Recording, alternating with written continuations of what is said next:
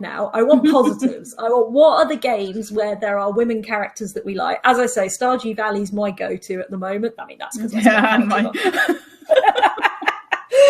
I'll let you talk about them then, Jem. Who's your favourite woman in Stardew Valley, Jem?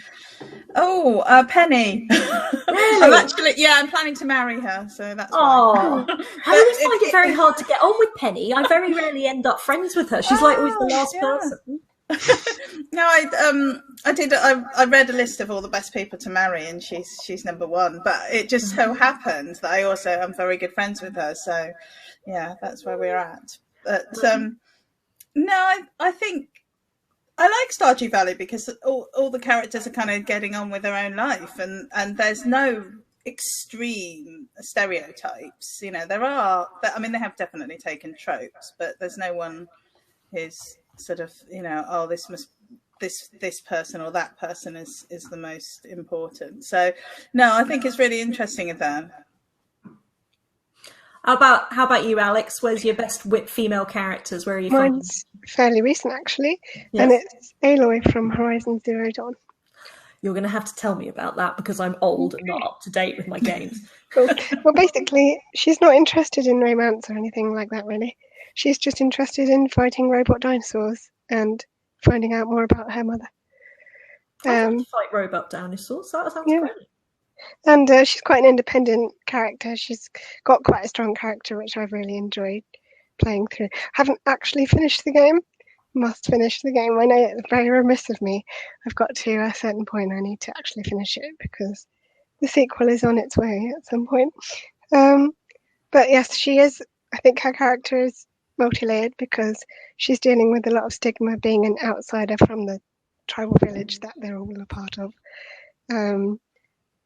She was kind of an outlaw because she was raised by an outlaw and has to kind of fight her way back into the village. So she's dealing with a lot of things which I think you as a player could connect with in some way or another. And it's not about her needing to be rescued or as an object or anything like that. It's about her quest to find out more about herself and establish her place in the tribe, etc. It's really good. So you soothed me again, Alex. You do that often. Where I'm just like, I want to go off to this peaceful world. Matt, where's your good example of women? They're that rare. He has to check his notes. Yeah, I was just thinking. So I never shut up about The Last of Us Part 2. That is true. So I'm not going to talk about that. So it was torn between two interesting ones for two separate reasons. So the first one was Senua from Senua's Sacrifice, because that is some deep shit. That is some really dark, getting sucked into the mental psyche of mental illness and despair and appalling tragedy.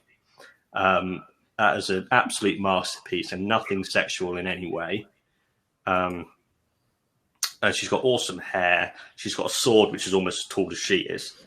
So that's something that really stands out. Where you don't even, the rare times where you don't even think about any kind of sexual thing related to it at all.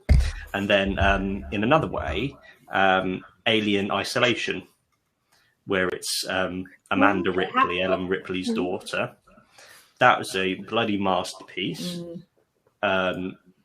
Spectacularly well acted as well. I find the acting, particularly the voices, and in times when they do mocap, the acting really elevates things. And yeah, I highly recommend those two incredible women characters. We have from the chat. Obviously, I'm going to pull this out. Mass Effect. The Legendary Edition is coming out on the 15th of May. Addiction. You said yes. Legendary Addiction. Freudian slip. Well, I was genuinely that close. Like, I just started. I was like, right, it's time for another Mass Effect playthrough. And then the day after I started it, I saw that the Legendary Edition was coming. So I've had to sort of put that on hold. So I'm now really like, I want to get into that. I'm very excited about playing that. And yeah, the female characters in Mass Effect are... I think the thing is that everybody in Mass Effect is sexualized in a good way. In a sort of, they are human and you can have relationships with, well, they're not human, or they are people and you can have relationships with them and you can form bonds with them. And there is no sort of difference in between the way that the men and the women are treated in that situation. And I just absolutely can't wait to replay that. But I was thinking one of my other favorite games I play at the moment has no hypersexualization of women because it has no women in it, which is Deep Rock Galactic. I've been playing a lot of Deep Rock Galactic because it is a really good multiplayer co-op game, right? If you are looking for something fun co-op to do with your friends, your loved ones, it is great. It's got progression. You're dwarfs and you go around mining and gathering stuff. And you also get to drink beer and dance in the bar between going out and mining, which is great. But there is this thing in fantasy, and I've discovered this in RPGs as well, where there is actually a debate whether female dwarves even exist.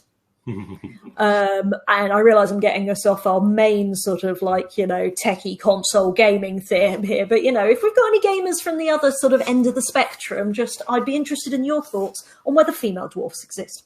Right, I can see I'm losing. Can I quickly interject again from bouncing off Daniel's comment about Mass Effect? Yeah. I have a massive gripe about games that so it's seen as a bold move to have a woman as the protagonist, and even though I think The Last of Us Part 2 and Horizon Zero Dawn are two of the biggest games that have ever been sold, two of the most profitable games ever, so it's just bullshit. But I have a massive peeve about games that say, "Oh yeah, we're super woke. You can play as a female protagonist," when it means that, oh no, we're not actually going to hedge ourselves and go, right, we'll have a female protagonist. You know, well, you can have both. We'll be going to be brave and give us brownie points for doing both. So yeah, fuck anyone who does that. I think that's the thing. Is like it's either give people choice or don't give people any choice at all. As you were saying with was it Fortnite? You don't get a choice where you are, whether you're male or female. And Rust is again another one. So you know that's the thing. Daniel has answered my concerns there, and I have heard this argument before. That female dwarves just have beards, so we think that they're men. So it's maybe I am playing as a female dwarf in Deep Rock Galactic and I just don't know it. But yeah, just having a little scroll through my Steam collection, it's just all male protagonists. It's Batman, it's Bioshock, it's Bully, it's Skyrim there, even bloody Harry Potter. I mean, there's just no end to this. So we were going to try a wildcard question, and I have got a wildcard question for you, but obviously it's slightly off topic. So before I dive into it, is there anything you slightly wanted to say desperately about the hypersexualization of women in games that I haven't let you say yet? I do. Yes, Jo. Yeah, I just wanted to say that I think one of the concerns at the moment is that aside from games being more accessible, people are growing. There's a generation now that are growing up with access to computer games from birth, and we don't yet know what impact that's going to have on them in many ways. And I have a lot of interest mixed with concerns about the impact that it is going to have on them, from the whole sort of dopamine issue and concentration spans and all of those things. But I think that means that, you know, as we were talking earlier about the dangers around hypersexualization of female and also male characters, of characters, and the potential that has for a knock-on to violence against women and girls, and just general attitudes to women in society, becomes ever more a key. We do not know how this is affecting our children, and we do need to be vigilant about that, I think. And I don't, you know, don't want to bring it down. No. I do think it's really important. I do think right it's really important. And you also reminded me that we've been deeply remiss in not talking about the hypersexualization of women of colour being even more problematic in these games, and the way, particularly, I mean, black women are left out of games so often, but the way Asian women have been treated by the gaming industry, partly for various cultural reasons of gaming being very big in Asia, but there is some serious discussions to be had there that possibly for white people are not the most qualified to do. But I think it's definitely, I don't want anyone to think that it's not something that I'm equally concerned about and hasn't come across our minds either. And I think when you talk about that sort of what is the effect, and what I think there is... Good sentences, Caroline. What I was trying to say is basically what you've already said, which is the fact that because graphics are better is partly why this matters so much more. Because I think BioShock Infinite, when that came out, and there's some really disturbing scenes in that, with its racial abuse particularly, that I got a lot of coverage because it was just, they were able to show you the scene and show you what really looked like violence happening. And I think as we go closer to more VR games, to more realistic games, there are going to be rape games on Steam. There are going to be that sort of stuff going on. And I think that's where it becomes like we need to draw a line a long time before we get to that. So that it becomes... That leads me into the thing I wanted to bring up, which is twofold. It's... as I think, Jem, you were saying earlier, games are getting more realistic. It's getting to almost a photorealistic stage. And most video game characters are just built from scratch. They're not based off of anyone. So those images have no rights behind them. They're just a bit of art. But there are plenty of mocap actors and characters now that are literal copies of the actors who play them.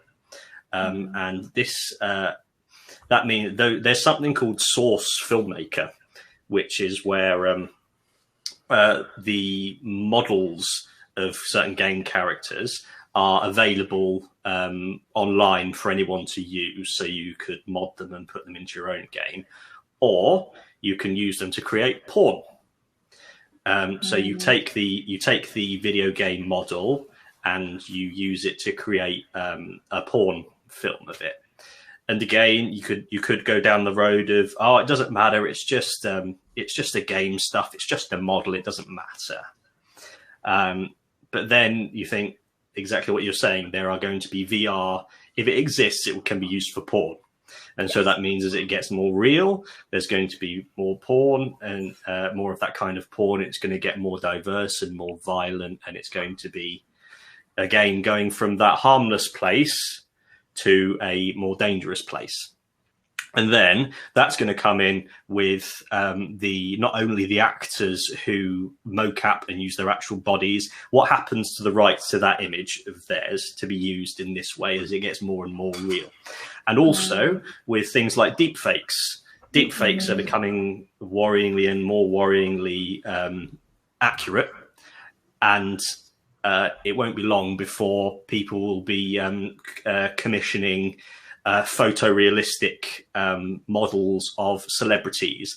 Most recently, I heard there was a story in the paper about Alexandria Ocasio-Cortez having her face bikini photoshopped onto a bikini body, and she is in so much danger and faces so much hatred, and that's going to be an entire new realm of danger for women that video gaming will be the heart center of. Yeah, and that's why we need to talk about it now. We need to get it changed, and we need to change the law a bit as well. We need to get massive so we can be the voice of that change. Yes. So share, and subscribe. Nice. Got to like, share, and subscribe. So much more light-hearted, off topic.